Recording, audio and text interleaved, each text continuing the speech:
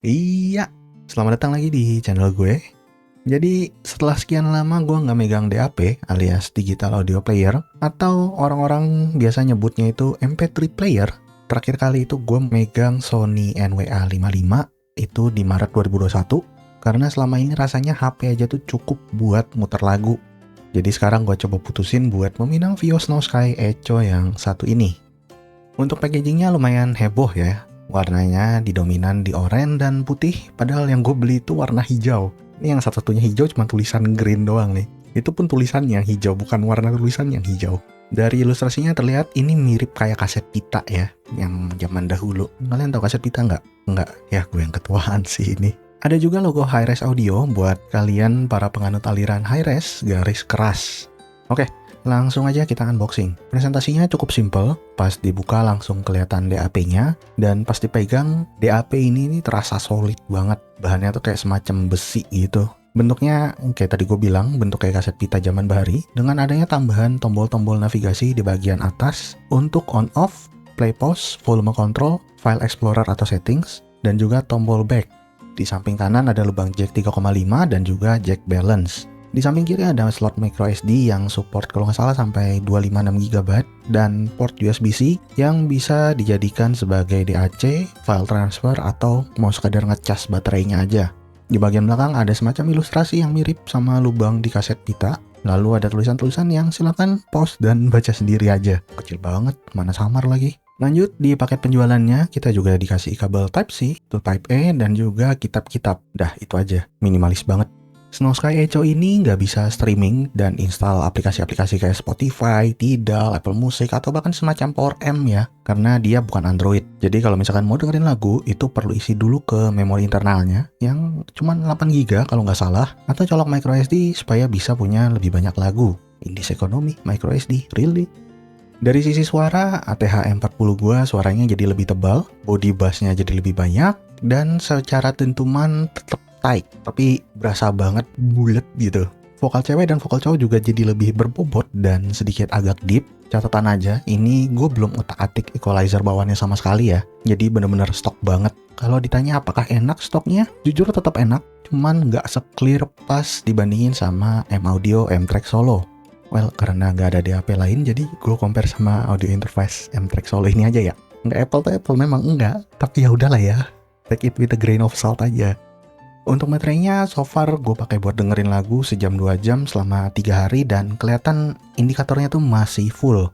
Belum gue cas lagi sampai video ini dipublish. Dengan cans yang gue pakai itu rotasi antara Vido dan ATH-40.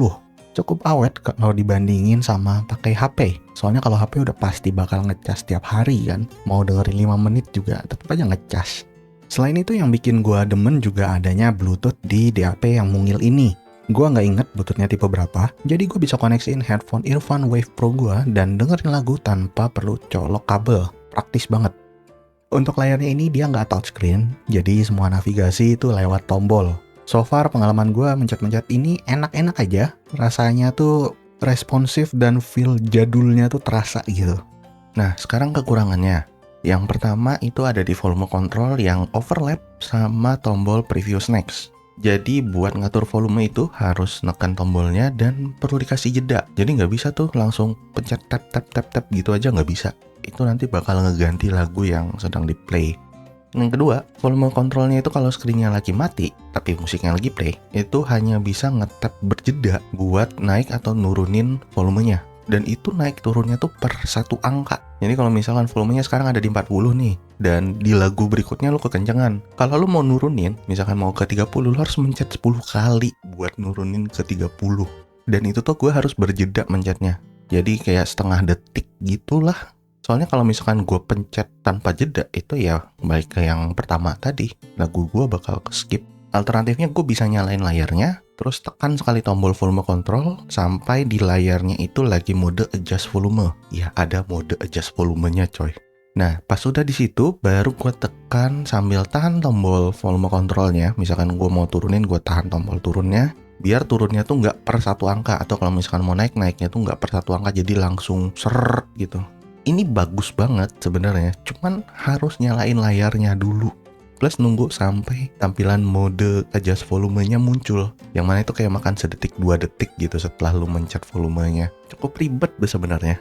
Yang ketiga, ini agak ngeselin dari sisi gua sih. Nggak ada yang namanya fitur volume normalization, alias bikin semua volume file lagu-lagu yang ada itu setara pas di play.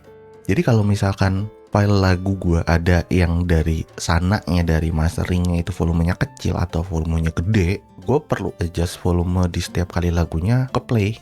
Beda kalau misalkan kayak muternya di Power Amp atau di Spotify atau di Apple Music yang mana ada tombol volume normalization. Jadi mau lagu apapun, file apapun, nanti suaranya tuh bakal sama rata volumenya. Lu nggak perlu repot-repot buat adjust volumenya pas musiknya ganti. Dan at least sampai video ini dipublish, itu gue belum nemu settingannya. Padahal gue udah update firmware-nya ke yang paling baru. Kalau ditanya worth nggak? Jujur worth banget untuk sebuah DAP di harga 1,3 jutaan. Dibandingin lu beli DAP-DAP yang 300, 500 ya. Udahlah nabung dikit beli ini deh gitu.